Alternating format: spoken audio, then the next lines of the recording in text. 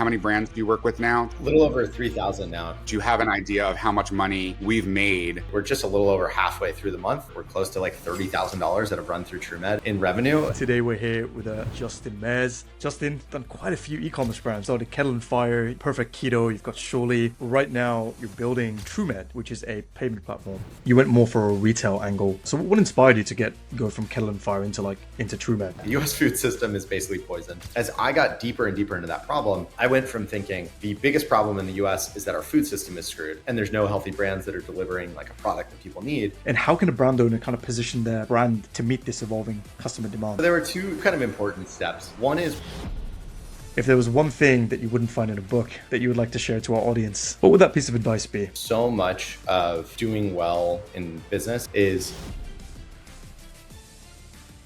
Welcome back, everybody. Today we're here with a super exciting guest here, Justin Mares. Justin, hard to kind of describe the amount of amazing stuff that you've done, but you've done quite a few e-commerce brands, right? You've started Kettle and Fire, you've got Perfect Keto, you've got Surely, and right now what you're doing is that you're building TrueMed, which is a payment platform. So before we dive into all of your epic journey into founding multiple companies and all the amazing things you did to scale, what amazes me is that there are so many people that don't even know what FSA and HSA actually is, right? And when I found out about it, I was kind of mind blown at how pivotal it was to help you not only grow health brands, but also from a consumer side as to how you can use these savings to actually purchase health products, right? Just like it is, on your side down at Flexx. So Justin, welcome aboard, man. And I know that was a bit of a mouthful, but yeah, dude, Thank you. Great to have you on board. Yeah, super glad to be here. Thanks, guys. Fantastic. Guys, I just want to start off by saying if someone's watching this and they don't know who Justin is, you'll never forget this brand after we're done with this podcast, because what Justin is doing for brands and for consumers it's never been done before. So just to put this in perspective, when I started Flexx 3 years ago, I decided to make a bucket list for each year of things I wanted to accomplish as a brand, things that were sort of Hail Marys mixed with achievable goals. And the Hail Mary for us on day one was getting HSA, FSA approved. And if you're not in America, you probably don't know what that means. But basically, you get a certain amount of funds that you can use pre-tax to make purchases on health items. And therefore, you're getting about a 20 to 30% savings. So if something costs $100, it really only costs you $70. And your employer will ask you if you want the HSA, FSA option. I think it's about $2,000. Justin, you'll explain it. But I spent most of my years in corporate just being like declining. I don't know what am I going to use $2,000 for? I didn't really understand why I would want to have to use $2,000 by the end of the year and get all these great savings, but on what? And there wasn't a lot that I could use it for other than PT appointments and stuff like that. But there wasn't any cool products I could buy with it. Justin's company is basically allowing you, if you have the HSA, FSA option, whether you're an employee or employer, to get access to the best brands in the world and not have to pay full price for it. It's never happened. And so for 3 years, I couldn't get approval because the US government has such a process. And there's all these people that get paid a lot of money to be advisors to help you get that approval. And they never get back to you, and they don't even answer their emails. And they're all 75 to 85 years old. And it's just weird because I have a list of people, and they were all basically retired or retiring, and they didn't care about me getting my bucket list done. And then Justin's company comes along and it's apply here for HSA, FSA. We'll take a piece of your sales, a very small piece, 8%, and you'll be able to be HSA, FSA eligible for all products on your site if we approve you. And within a day, I was approved. And now all of my customers that have HSA, FSA now have the ability to use it on Flexx or any of their favorite health brands and fitness brands or medical or health related options. But this is a game changer. I can't explain to people who've this is just unheard of that they've been able to do this, and they have 100% success rate. So we've never had a customer use their HSA FSA, purchase through our site using our HSA FSA button to use those funds on that credit card that has that money that they have to spend by December 31st, and then get approved. It's 100% approval rate. And some of these insurance companies push back, and I just say, adding Team TrueMed, and within like a day, they get like put in their place, and the order gets approved, and the customer gets their HSA FSA funds used. And I can't even tell you guys. I just have to start off by that. This is like never been done before. They have the best brands. I want to know how the hell you guys are doing it. What government connections do you have, and how has this changed the e-com direct to consumer landscape? Because to me, and I think we should do a screen share of what this has done for my business now that people can use their HSA FSA funds. We should do a screen share showing people what Flexx has benefited from this, how we benefited from this technology, and from whatever the hell you're doing, this magic sauce that you guys have done. So that's the intro that I really wanted to give Justin. Like, if you are a consumer and just love great health brands and you don't want to pay full price for it, this podcast is for you. If you're an employer and you've never really understood why HSA FSA is a real big asset for your employees, now they can pretty much get all the top cool brands, and they're all eligible. So this is a game changer. This is a very important podcast. Like, we've tried for months to get Justin on. And Justin, I just need you to answer all those questions in the next 45 minutes. 100%. Thanks. Yeah. Thanks, Dan. And it's been amazing working with you. Is it cool if I just kind of lay the groundwork around how this is happening and why now, basically? So, yeah, definitely. So HSAs and FSA, health savings accounts and flexible spending accounts, they basically started in the late 90s, early 2000s, with the idea being that healthcare in the US is uniquely expensive. How do we give people incentives, i.e. a pool of tax-free money that they can spend on their healthcare? When these regulations were written in the 90s and 2000s, basically there was not a single state in the entire country in the US that had an obesity rate above 20%. Today, there's not a single state in the entire country where the obesity rate is below 20%. Like, in the last 24 years, we have seen a literally record-setting chronic disease crisis. And what we realized that a lot of the people in the government world and the HSA administration world didn't realize is that these regulations were written so that they would incentivize people to invest in their health and invest in things that would improve their health, that would fight off certain disease conditions. In the early 2000s, fixing your health meant, I have a cold, I'm going to buy cold medicine, or I have a cough, I'm going to get cough drops. Today, most Americans don't actually struggle with colds, with sort of acute illnesses. They mostly struggle with chronic conditions. And so what we realized, if you look at thousands and thousands of different studies, if you look at, talk to any doctor, talk to pretty much anyone that has some sort of functional medicine or lifestyle medicine background, like, they know, I know that exercise works better than a pill or prescription for almost any indication. Like, there was this massive study on 15,000 people done recently. It was a meta-analysis where they looked at over 1,600 different studies. And they basically found that for depression, for treatment-resistant depression, exercise worked better than exercise, yoga, strength training, walking, breathing, like all of these things worked better than SSRIs to fix treatment-resistant depression. And yet, if you walk into the doctor's office, what are they going to say? What are they going to incentivize to push you? What are they going to give you if you're struggling with depression and haven't been able to get out of bed for months? It's not, exercise. They're not going to give you mobility for your back pain. Like, the existing healthcare system is going to give you pills and prescriptions, or they're going to say you should go get back surgery, which the medical system will cover.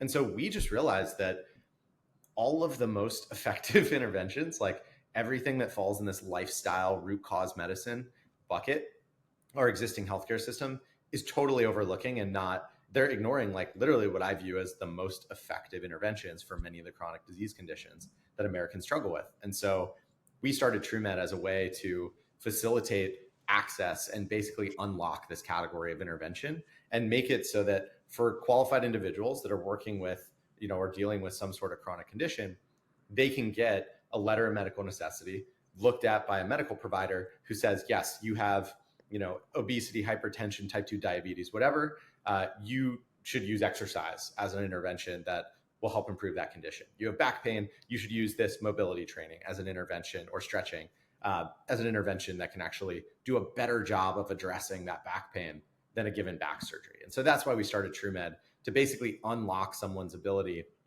to use these tax-free dollars on effective root cause lifestyle interventions. So it's been really fun. I love that. Justin, I saw on your site somewhere, and it was exactly this. It was saying how, like, if I could recommend a medicine to someone, the first one I'd recommend is exercise and diet, right? And that, I remember this was way back when Dan had told us to check out what you're doing at TrueMed, way before the podcast.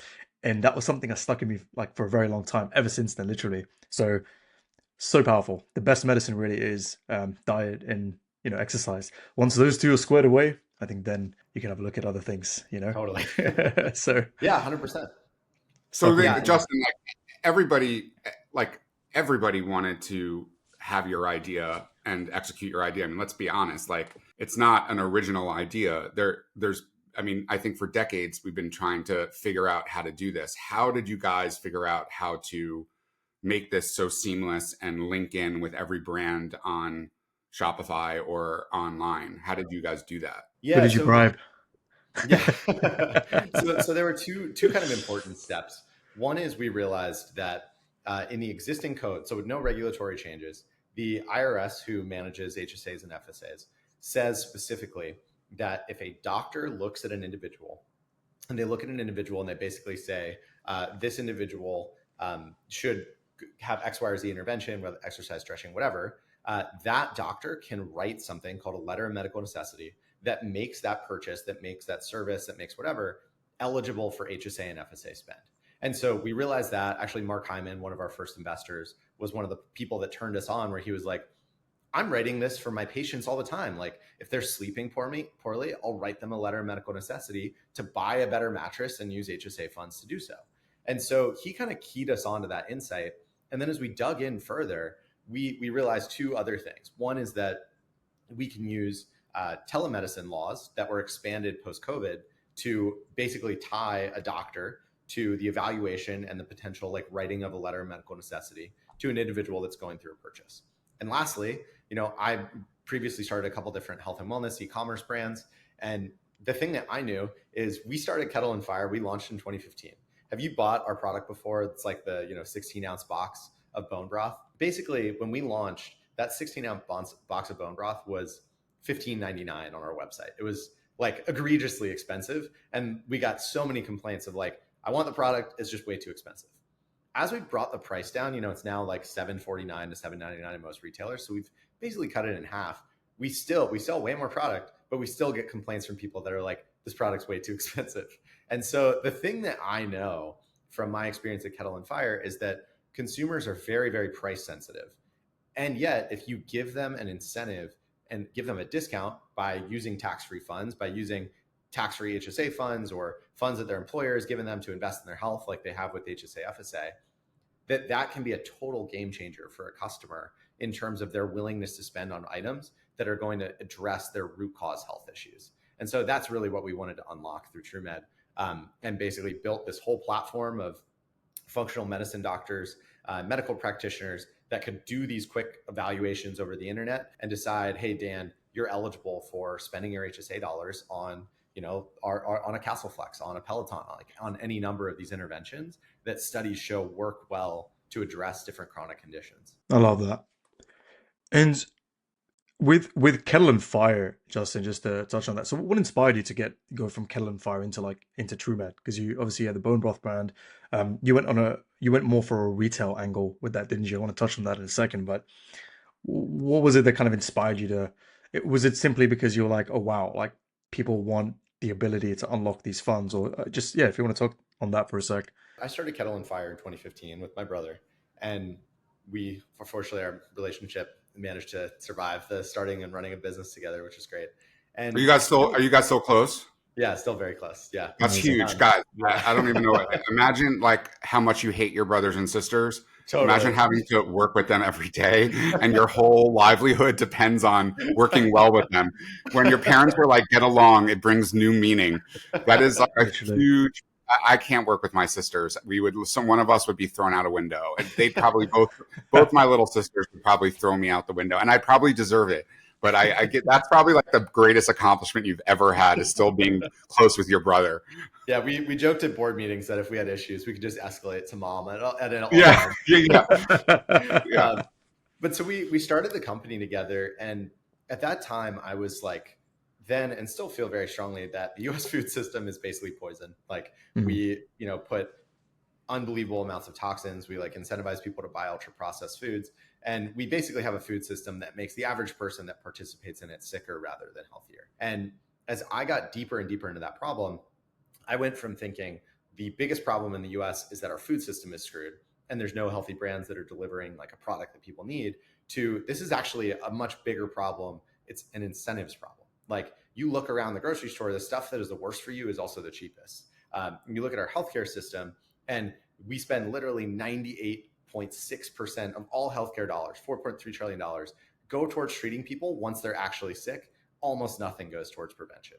And so what I wanted to do is I was just thinking about like, what are mechanisms by which we could fix the incentives that exist in our system and direct more dollars towards prevention and wellness, as opposed to like just waiting until people get sick. And then on the brand side, I was like, how do we incentivize and how do we literally make companies that are doing the right thing, like Kettle and Fire and the like, how do we make them a bunch of money where they can actually get rewarded for all of the effort and energy and the like that we put into our product, as opposed to just like, we make a super expensive product and everyone complains about how expensive it is. And so TrueMed was this great synthesis of an idea where, Callie and Means and he's my co-founder, we partnered up and basically he felt very strongly about solving the chronic disease crisis. I felt very strongly about the same. And we saw TrueMed as a bridge and a mechanism to literally funnel, like hopefully eventually hundreds of billions of dollars towards fighting root cause chronic illness, while someone like can still fight it, as opposed to just waiting till someone gets sick and then paying through the nose to treat their diabetes, hypertension, what have you, like we do today. By the way, I think it's important that people that are not in America understand that, right now it's November 20th, 2024 that we're recording this episode. It'll be on our podcast page on YouTube for many, many years. So I want people just to understand the context. Right now we have a new president-elect, President Donald Trump, and his new movement with RFK Jr., Make America Healthy Again, is directly connected to Justin's company. And the reason is that Justin's partner, Callie Means, who was the one that interviewed Flexx to decide if we were worthy of being HSA FSA eligible, he has been touring the country with President Trump and RFK Jr. and many other health professionals that are trying to fix our broken system here in America, because in America we have rules that are different than Europe. So for example, Fruit Loops in America is not Fruit Loops in Europe. In Europe, there's a half dozen ingredients. In America, there's 500 ingredients and you can't pronounce any of them.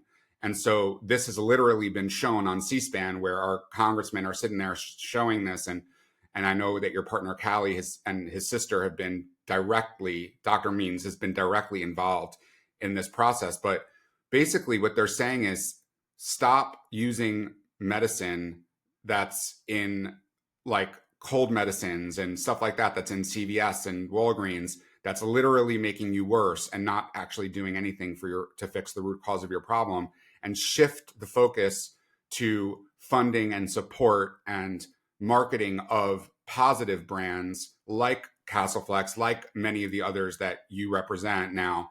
And this is a cultural change and a cultural shift in our country. And it might be the reason why Trump won, why it was a landslide, because at the end of the day, every single person is affected by what their children are eating, right? Or what they're eating themselves. Whereas a lot of other issues like the Middle East and, immigration, you might not understand how that affects you, like on a day-to-day basis, but everybody understands how this affects them on a day-to-day, minute-to-minute basis. And so what we did was we finally, we met Callie Means, he approved Castle Flexx, and then we decided to make it a big part of our marketing. And now we have all these customers that we never would have had that are buying Castle Flexx because they can use the HSA FSA funds, and they have to use those funds by the end of the year in a lot of cases. In some cases it'll roll over, but in most cases you got to use it by the end of the year, and you have a certain amount that you can use. So it's use it or lose it. And so what we decided to do is, and I'll just show everybody real quickly, is we decided to do, I'm going to show you my entire screen. I'm just going to just to show everybody how organic this is. So let's say you go to castleflex.com and you say, okay, I want to shop. I don't know if you've seen this because this is a new feature, but so let's say you say, okay, I'm 5'8", I want the standard, and you're going to add it to your cart. Now you can either check out, or you can just click pay with HSA FSA, and that will take you right to TrueMed, and you actually are going to purchase through TrueMed.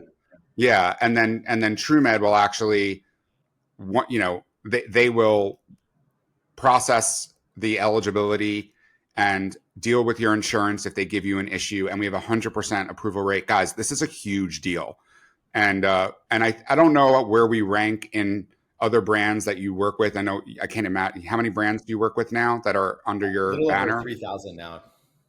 Okay, so I don't know where we are ranked in those 3,000 brands, but I imagine it's pretty high because we're making you a priority on our site, and we're literally giving you a shop. I mean, that costs us a lot of money to develop the site so that you were an option that you can click HSA FSA. That we didn't have that for the last 3 years. We had to invest to make that happen, but now we're not getting any more emails saying, how do I pay with HSA FSA? Those emails are done.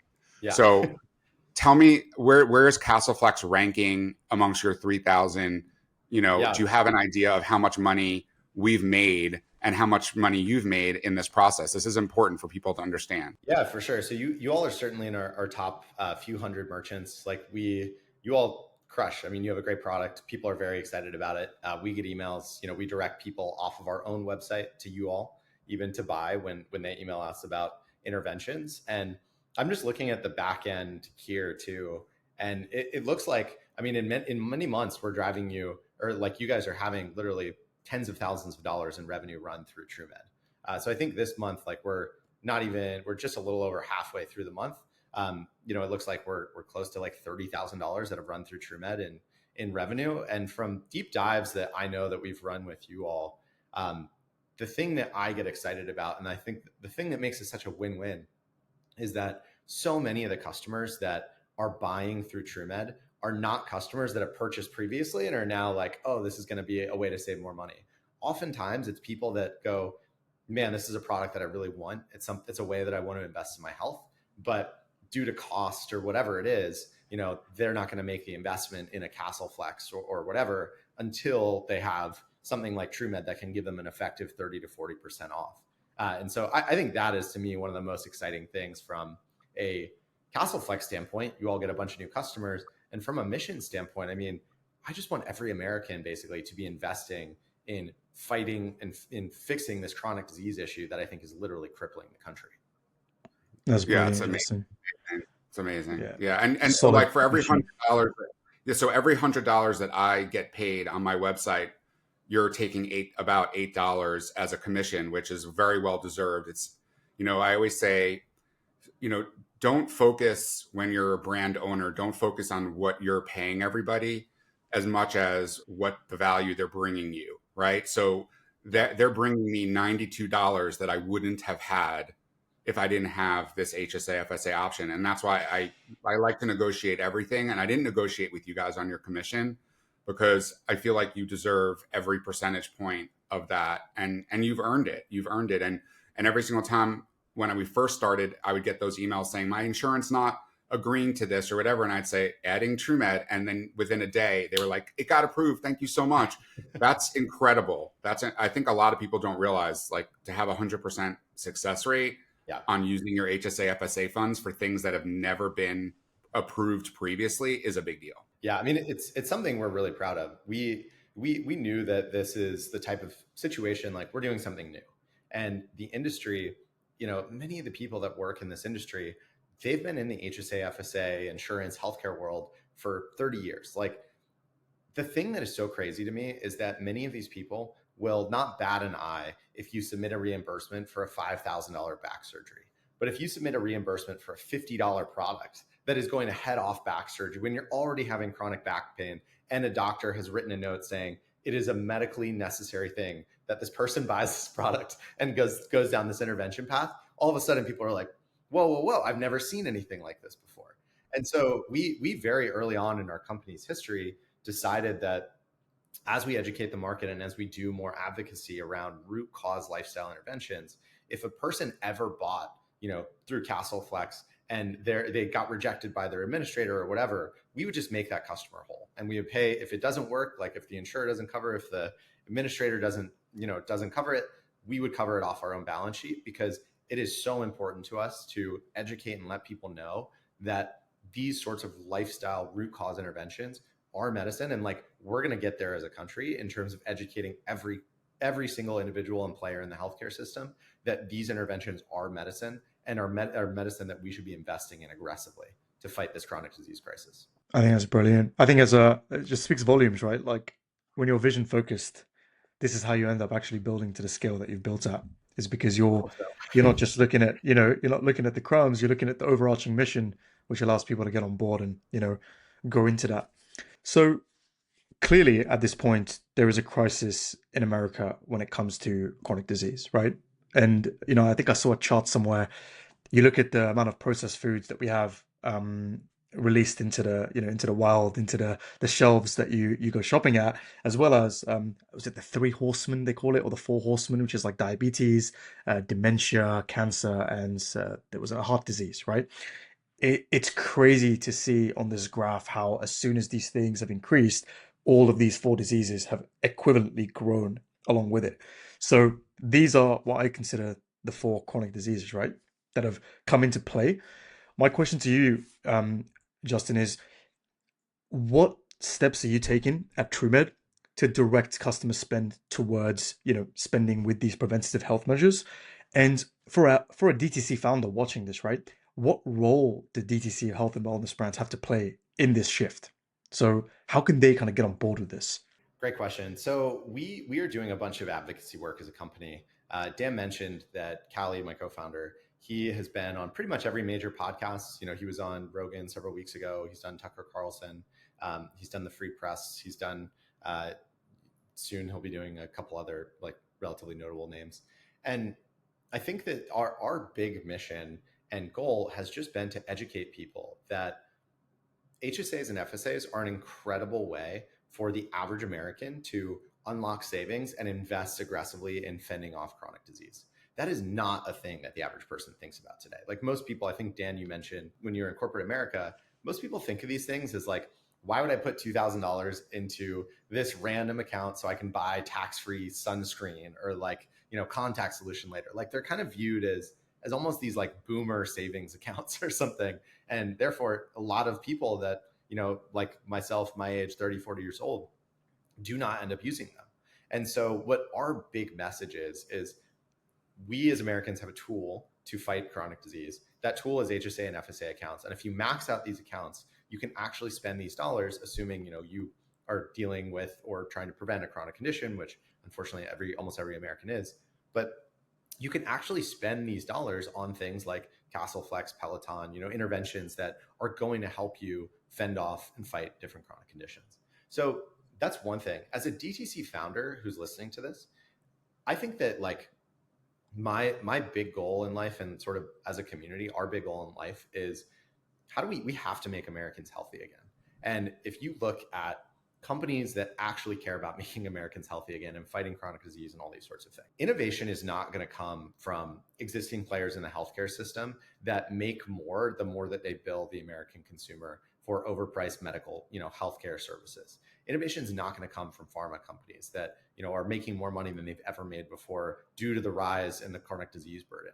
Like, I think that, innovation also is not going to come from big food companies that are making more as they put more and more additives and artificial ingredients in our products that end up making everyone sick. Like, innovation is only going to come from founders like you and founders like others that are invested in making a product that is actually effective at driving change in how someone thinks, feels, acts, and with addressing these root cause issues. And so I think that one, as a industry, if you're a founder who's working on fighting, some sort of product or service that fights chronic disease, huge kudos. That's amazing. And like, you're doing like God's work, just educating people about these services and getting people off the pharmaceutical treadmill that I think demonstrably just does not work very well. And then as a second thing, as an industry, like, my hope is that we can rally behind and say, and sort of fight this narrative that health is expensive, health is inconvenient, and say HSAs, FSAs are actually an amazing tool for a direct-to-consumer brand, for a direct-to-consumer company to unlock savings for the average consumer that wants to fix or address their chronic condition. I love that, Dustin. 100%. Like, and something you mentioned there that piqued my interest, right?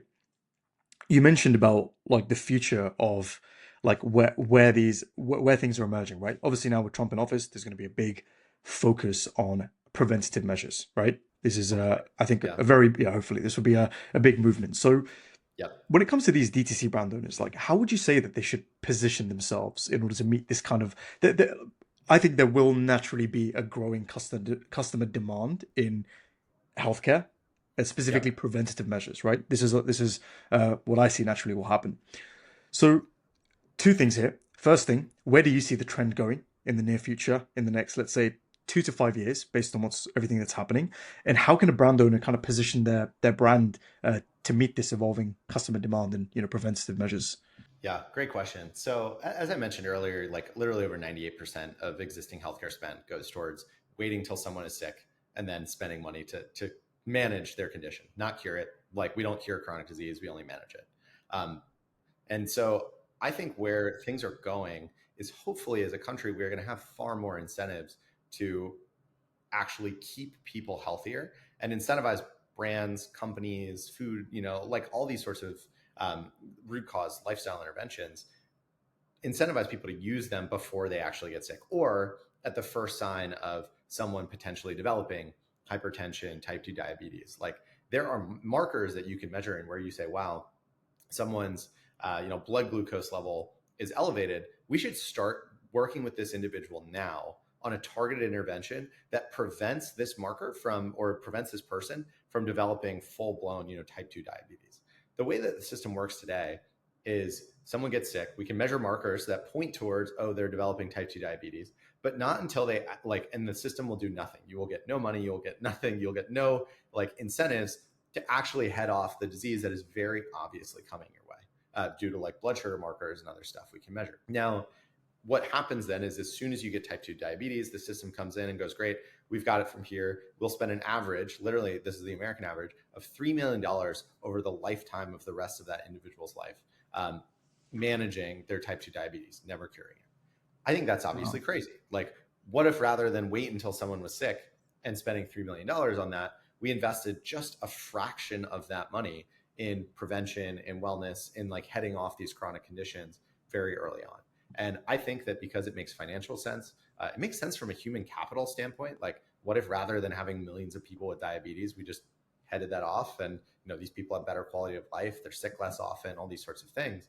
I think that we are hopefully at the precipice of seeing our healthcare system, seeing the country, seeing the new administration start to incentivize people and say, maybe if you are healthy, like you have something like an HSA or FSA funds that you can invest in wellness and prevention.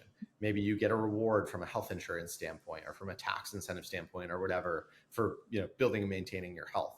All of these things I think would be tremendously positive and are just policies that make sense. If we have a healthier country, we are going to be better off. We're going to be wealthier. We're going to be happier. Health is just upstream of so many of the societal problems today. And I think that as a country, we basically don't incentivize health at all. And we should really start doing that. So Justin, let me give you a real world example of what you just explained. So of the three of us, I'm the one that's had the worst chronic pain, right? So everyone knows my story. I had herniated discs, L4, L5. I was in bed most of the time. I was running Martha Stewart, but I couldn't do any meetings with her until at least 11 a.m. That was like around the time that the painkillers would kick in and I'd be able to get out and start doing what I needed to do to support my family. And so my back started to get worse and worse, and my pill usage went up and up. And then I found myself in a really awkward situation where I couldn't get off the pills because I would feel sick. But also, if I did try to get off, my pain would be recognized again. So what I did was I did lots of doctor's appointments, PT appointments, chiro appointments, and I just kept spending the money, like boom, boom, boom, to all of these clinicians. And they were good clinicians. Some were horrible, some were great. But nothing fixed my issue. Nothing fixed, like you said, the root cause of my issue. I thought the issue was my back. It turns out that people with back pain, from what I've learned, the back is a symptom. The root cause is actually your posterior chain. It's either weakness in your posterior chain, right? That's every muscle group below your waist, from your plantar fascia all the way up to your glute, or lack of flexibility. Strength and stretch equals mobility. So when you hear the word mobility, you're like, that's a great word, but it means a lot. And so when I finally was doing Pilates, which was the one thing that I started to see things start to change, I was like, how do I bottle this? Because it's so expensive. And I didn't have HSA, FSA, so I couldn't use it on my Pilates. I was, I was like every American. I was just trying to support my family. I'm trying to get out of bed every day, trying not to be too grumpy because I was always in pain. And if you looked at what I had spent, it was in 1 year, I had spent $15,000 on trying to fix my back. And then if you looked at my phone right now, you would see tons of doctors that perform back surgeries. And because I was starting to interview them in New York City, right? I started to go through the process, and boy, was that an eye opener. I mean, it's expensive. It's risky. They're like, you could die or you could do this surgery, and it's 50% chance, right? Yeah, it's 50% chance of not working. And I'm assuming that's being generous. And then Castleflex was our Pilates in a bottle, right? It allowed you to engage in active stretching to build your muscle groups by creating resistance, because you now have a bar to pull against. And then also to do passive stretching, but in a relaxed neutral spine position like Pilates. So you're not bending forward like you are in yoga, because I couldn't do yoga. My back would go out. So I finally found a solution. It started to work. I was like, and then I hear comments under our ad saying, too expensive. $200 is too expensive. I was like, in the beginning, I was like, bro, let me show you how much I've spent. Let me show you my Amex bill since 2006. Like, don't tell me that $200 is expensive. So what you're saying is that if I had HSA, FSA, if I had Castleflex, and if I had gone that route before going all the other routes that I had went, which were very dangerous and time consuming and ineffective, then my entire world could have changed a lot sooner than it did. And so what you're saying to people now is use your HSA, FSA funds as your investment in yourself, in your health. That's invest in your health. Don't spend on your health. I spent on my health since 2006. Not until 2017 did I start investing in my health. And that's when the changes started to take effect. And it's not just my brand. There's tons of amazing brands out there that are all available on your website that as partners that you can say, oh, that's approved by TrueMed. Okay, so let me go to their website and use my HSA, FSA funds there. It's a game changer. I don't know how to explain this to people. This is a game changer, not just in business. I know we're a business podcast, but just as somebody who's dealing with chronic pain, this is the kind of thing that can literally change the path that your life goes. Your life can go really dark, like mine was going, or it can turn into light and positivity and productivity. And it could just be the difference of spending a little bit of money each year on investing in your health and fixing the root cause of your problem, not treating your problem. Exactly. Yeah, I couldn't have said it better. I think you're exactly right. And the only last thing I would say to potential founders that are building brands in the health space is, if you look at any of the statistics, like, I am fairly convinced that the health of the country is the biggest problem in the US right now. And you basically have a $4.3 trillion industry that solves literally none of the root cause health issues that, like, Dan, you experienced, and who knows how many of my friends have gone through. I think that this is like literally such a big opportunity. We have a massive system that is not serving or solving this problem at its root. And so if you're thinking of starting a health wellness brand or other, I think that there's literally never been a bigger and better opportunity from a pure business standpoint to try and like make America healthy again from a like starting a company to do so position. And that's a great time, I think, Justin. Thank you for sharing that, and I agree 100% because that is where the trend is going, Yeah. towards more looking after your health, right? So for a founder sitting here thinking, all right, like I've got my brand or I'm about to start a brand, you're someone I believe you bootstrapped Kettle and Fire, right? And For the first bit, yeah. for the first bit, right? We So ended up for raising someone more. sitting there thinking about, do I bootstrap versus raising capital? How do you navigate that space? What kind of advice would you give to somebody who is considering both options, either bootstrapping or raising? Yeah, I mean, so funny. I actually tend to be pretty conservative here. Kettle and Fire, we ran for the first 18 years, 18 years, 18 months. And we ran it for 18 months. We're not really sure how many people care about bone broth. Like when we started the company, we would be like, oh, we're starting a bone broth company. And everyone's like, what? Like, I have no idea what that is. And so as we got more familiar and got a better sense of the opportunity size, that's when we raised our first money. We only raised about 900 grand. So we kept the raise small, and we were basically like this, we are pretty sure we can get to 10, maybe 20 million in revenue. We don't know if this is going to be $100 million revenue business. So like, let's keep our raise kind of small. And then as the business kept growing, we basically realized that we had a much bigger opportunity on our hands than we had initially thought. And so we decided to raise another $16 million in 2018, which is about three years after we started. And so my advice to people almost always is, I think that the amount you raise should be heavily constrained by how big the opportunity is and how fast you need to get there. For us, it was pretty clear that bone broth was a sleeper category. People were not really, the Pacific and Campbell's and like everyone and their mom was not rushing in to start a bone broth company. Whereas the opposite is true of something like collagen or CBD a couple of years ago, where like it hits, people are buying it in record amounts, and everyone and their mom is starting a collagen or a CBD brand. Like you probably have to raise money to compete in one of those markets. And so that was basically how I thought about it was, I want to maintain optionality. I don't want to lose control of our company, and I don't want to over raise and be in, what I think is the worst situation as an entrepreneur, which is we've raised too much. We have to sell this thing for 100 million plus in order for anyone to be happy about it. And the market size just like frankly isn't there. And so we were pretty conservative as we decided how much to raise and when to raise, kind of going through that journey. Amazing. Yeah, no, that's so true. I think a lot of people when they raise, they kind of are like, oh, we'll figure it out later and we'll catch up with it. But then Yeah. the demand isn't there to get to the other side of the equation, right? So, Yeah. yeah. And in some cases you don't have a choice, right? Like if you, in some cases it does make sense to raise a bunch of money and just assume, hey, if we can figure this thing out, demand will come. Like that's probably true of many cancer therapies. It's true of like AI, like OpenAI raised, I don't know how many billions of dollars before they ever shipped a consumer product that people paid $1 for. But I think in the health and wellness space and in like the branded consumer space, I generally think that founders often make the mistake of over raising, and very rarely do you see them make the mistake of like under raising in a sense.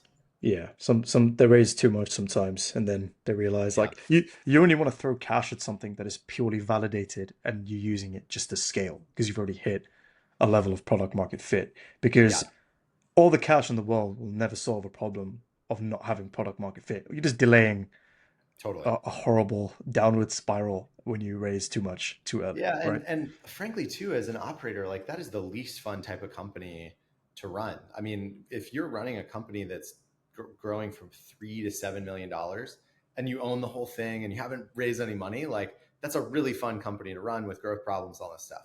If you've raised $30 million and the business is growing from 3 to 6 to 9 the next year, like all of a sudden, what could be an amazing opportunity and something you're excited and passionate about and enjoy running has turned into probably something that is not going to return your investor dollars, and like you're sort of at odds with your investor. And I think that's Okay. the main thing that you want to avoid. By the way, like I'll give you guys a really fun example of this. So you know how when somebody wins the lotto and they get $100 million, and then they're asked, they get two choices from the lotto or government, right? Same thing. What do you want, all your money in lump sum, or do you want it paid over time?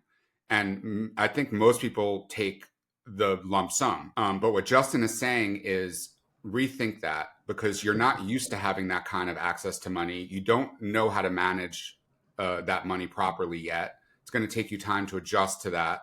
So let them funnel you that money on a controlled basis over time, so that you learn how to live with that money and how to use that money wisely.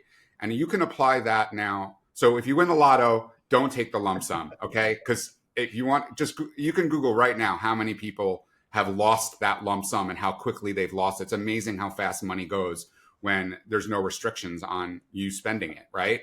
So sometimes discipline is what we're lacking, and you don't need to be disciplined. You just need to know that you're not disciplined, and at least you can then put things into effect that will then prevent you from having a serious bankruptcy or a decline or a cash flow issue. So when I started my company, I raised $100,000. Okay. And I've never raised any money since. And that might seem like nothing to people. Why, Dan, you could definitely, with your brand, you could have raised millions of dollars. But I knew if I raised millions of dollars, then I would probably not use every dollar the right way, because I have so much in that bank account. So I decided to just be a starving artist for the last 3 years on purpose, because I know that I'm running the company. Like, what comes in and what comes out, I know I'm aware of it on a minute to minute basis. And I don't want to be in a position where I have so much money and embarrassment of riches, because once that money is spent, it doesn't come back, right? So I come from a school of thought where put limits on yourself until you 100% need to make a change, because those limits could make or break your company. I think people that raise a lot of money early on, that's a red flag for me. I want to see somebody hustle and do a lot with a little, so that when they eventually do get a lot, they can do an enormous amount with that. Or they don't need it any at all, and they keep their ownership and they keep their equity. So that's just my business philosophy. Think of yourself as winning the lotto. Just take the money as it comes. Don't take all the money on day one. You're gonna lose a lot of it, and maybe not all of it, but like most people do. But even if you're a smart businessman, you'll still lose more than you would if you didn't take it. Yep. So, Justin, one of my favorite questions that I love to ask, and Justin, we need to get you here on a part two to dive into some of the strategies as well that you use to build some of your brands. Like, I really want to know kind of how you managed building multiple brands, right? Because that's in itself like a whole world. So we're definitely going to get you on for part two to dive into some of the tactical side of things as well. But my favorite question, Justin, that I love to ask right at the end of every episode, and that is, if there was one thing that you wouldn't find in a book that you would like to share to our audience, something that'll, help them in the way that they're thinking, their businesses they're running, what would that piece of advice be that you wouldn't find in a book?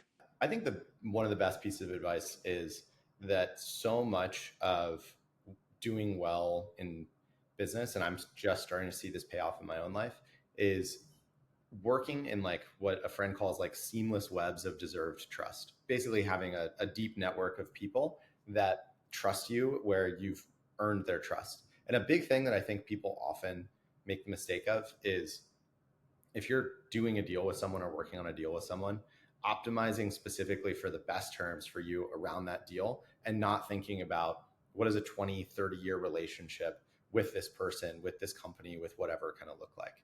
And something that I think is vastly under discussed and under taught is how many times it can be strategically and like relationally the right thing to leave a bunch on the table for someone else, for a partner, for a brand, whatever. Even like, Dan, you said it earlier, like you thought our pricing is fair, you don't negotiate. And we're like, great, Castle Flexx, amazing partner. Let's put them at the top of our website. Like, just all these sorts of things happen when you become the company or the person that is not trying to like maximize every single transaction for yourself. And I think so many business books, so many other books talk about negotiating tactics, all these sorts of things. Really, I think that it's hugely undervalued, and people don't do enough thinking about, how do I like compound this relationship for 30 years as opposed to maximize something, this transaction right now. Justin, I absolutely, like, sincerely, man, I love that. I really love that. And you know why I love that, man? It's because it reminds me of what Naval Ravikant says, right? Long-term games with long-term people. Yeah. And I think a level one negotiator is someone who doesn't know how to negotiate. A level two negotiator is someone who knows how to negotiate very well for their own. And I think the final boss of negotiation is somebody who thinks, how can I also leave something on the table for whoever I'm negotiating with? So we all get a deal that we're happy and we walk away with. Because when you make a deal and the other party walks away feeling like sour, you're setting yourself up for failure down the line in whatever way, right? So it is so much in your favor to also allow others to win because you never know how that relationship will blossom. You never know that they might introduce you to someone. And I also think that in a world where everyone is kind of out for themselves in some kind of way, being a beacon of light to show that, hey, I care about you, your well being, and your success just the same as I care about mine. So in this deal, I want you to win just the same as me is probably the most powerful thing you can do because you will be remembered and you will be on top of mind. Similar to what, I have a similar experience working with Dan too. Dan cares for us just the same as we do. And Yeah. that's why we scream Castle Flexx from the rooftops just the way you do. So Totally. Dan is a level By, 3 negotiator. by the way, not to cut you off because I love getting compliments, but we also do this one thing where if you come on our podcast, we're just starting and we don't have a lot of viewers yet. We don't do this for money, but we like to help you. And obviously, I've consulted for a lot of companies, big and small. And so I'm going to give you an idea right now to help you make more money. And you have to answer me right now and say, I like that idea. We're going to implement it, or I don't think it's a good idea. And here's why. And there's no, and some say yes and some say no. Don't feel like you need to say yes. Okay.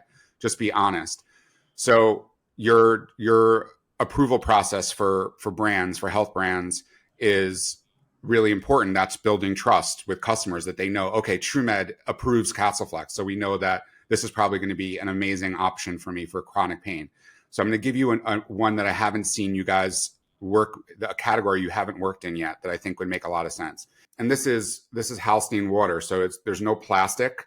It comes from the Swiss Alps, and we know your partner is very anti-plastic water bottles because that plastic does go into the water over time. And we have somewhat like we're consuming one credit card of plastic per week. Each human being that's how much plastic we're taking in. So I would love to see this be a TrueMed brand. I'd love to see Halstein, even though it's an overseas brand, a European brand. It's very high end, but it's on subscription for me. It comes in a case pack every single month, and it's the only water that we like because it literally tastes like you're drinking from the Swiss Alps. And I think this is worthy, since it's plastic free, of being an HSA FSA brand on TrueMed. Yes or no? I love that. We are doing a big push in the next year to unlock food interventions and water interventions and like toxin interventions as a key component of addressing chronic disease. And so 100% totally agree. All right. Dan, Gotta I was get. about to drink from my plastic water Yeah. bottle and I slowly put it down as you said that. Don't die on the screen, Sam. You learn something new every day. That's why you come to this podcast. Can't find that in a book. Yeah, 100%. Exactly. Hey, Justin. Yeah. Really Thanks, appreciate man. having you on, man, and sharing. And I think, one thing that I love is talking to brand owners who have a vision that is far beyond just making money and putting a product out. And you're really trying to make the country a lot better from a health point of view and empower people's purchase to things that are good. So that is going to be a very self-fulfilling circle for you, my friends. And I'm pretty sure every year we look at where TrueMed is, it's just going to be bigger and bigger because ultimately, man, you are driving the baseline of the country, which is health. And the last thing I'll say is every human being has a billion wishes, but a sick billionaire has but one. So Yeah. you're building the foundation of what the $1 billion asset that every single human being already has, but they neglect, which is their health. You guys are too. I mean, like our hope is to literally enable like companies like Castle Flexx, Kettle and Fire, Halstein Water, everyone to literally be the big food, the big like CPG of the next 100 years. And I think that like today, the big food, big CPG brands, they do well by making people sick. And I think that I want to see a world in which the big food, the big CPG brands of the next 100 years, they do well by making people healthy. And like we want to play a role in that. But really, I think that the heroes of the story, in a sense, are the companies like you all that are truly working build effective interventions that can make people healthier. We just want to make that a little cheaper for the average person to do so. I love that, That's man. great. Justin, appreciate having you Cool. on, bud. Thanks, guys. Absolute pleasure. It was great.